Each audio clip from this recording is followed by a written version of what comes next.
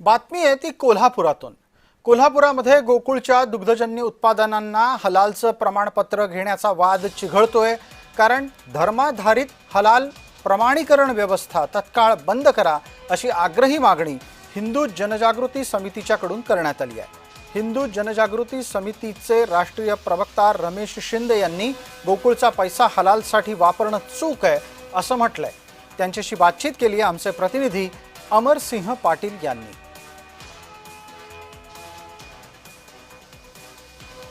कोल्हापुरातील गोकुळने हे हलाल सर्टिफिकेट घेतलं, त्यामुळे कोल्हापूर जिल्ह्यातील शेतकऱ्यांचा अन्याय झाला।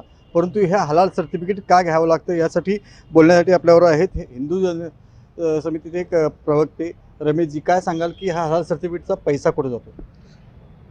आज जगभरामध्ये हे सिद्ध झालेलं आहे। ऑस्ट्रेलिया असो, अमेरिका असो आणि भारतात सुद्धा हलाल इकॉनॉमीच्या द्वारे आतंकवादाला पैसा पुरवला जातो अशा प्रकारच्या काही घटना उघडकीस आलेल्या आहेत।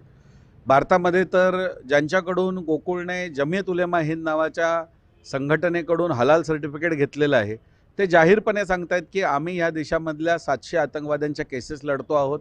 मग त्यामध्ये 26/11चे आतंकवादी असोत, 7/11च्या मुंबईच्या लोकल उपनगरी रेल्वेचे असोत किंवा पुण्यातल्या जर्मन बेकरी ब्लास्टचे असोत, या सगळ्या आतंकवाद्यांच्या केसेसच्या दृष्टीने त्यांना लीगल मदत करण्यासाठी ह्या हलाल सर्टिफिकेटच्या पैशाचा वापर केला जातो।